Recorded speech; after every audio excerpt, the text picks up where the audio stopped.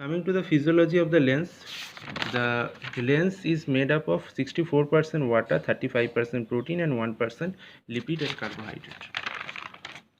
Now the protein which is present, these are of two types: water soluble protein 80% and water insoluble protein 20%. Water soluble protein can be alpha crystalline, beta crystalline, and gamma crystalline.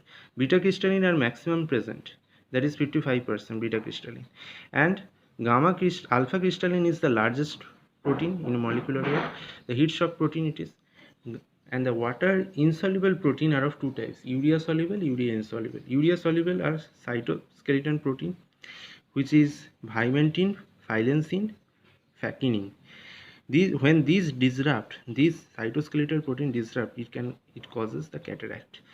Urea insoluble protein is MIP26 or aquaporin O, which maintains the transparency of the lens. So as the age increases, the water insoluble protein increases, and also the anterior curvature of the lens increases. The refractive index decreases. Now high molecular weight proteins increases. Cross-linking occurs.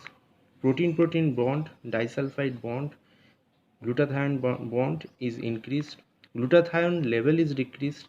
So this all promotes the cataract formation. Lens also has an antioxidant mechanism. It has a catalase enzyme which converts peroxide to water. It has vitamin C, vitamin E, which are the antioxidant. It has low oxygen inside because lens is avascular. Glutathione peroxidase and glutathione reductase enzyme is present, which are the free scavengers of the oxygen. So metabolically, glucose enters into the lens via facilitated and simple diffusion. Now this glucose comes from the vitreous humor. So how?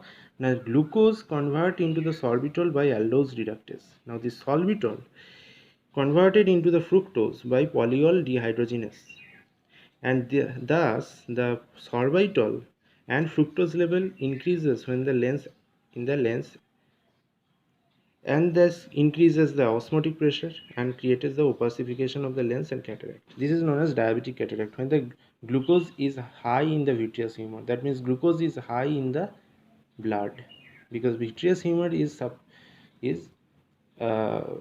the gel of the vitreous humor is supplied by the blood. It has more than 80%. The lens does the anaerobic glycolysis, 3% Krebs cycle, and 5% HMP shunt, and 5% this sorbitol pathway. Also in the lens there is increased potassium and amino acid, decrease chloride, and increase sodium. So there is a sodium potassium ATPase pump, which is meant the three sodium out and two potassium in. Also the sodium enters from the anterior surface, and uh, this is held by ascorbic acid and myoinositol, and the potassium exits out, and so the lens becomes electronegative of -70 millivolt. And this is all about the physiology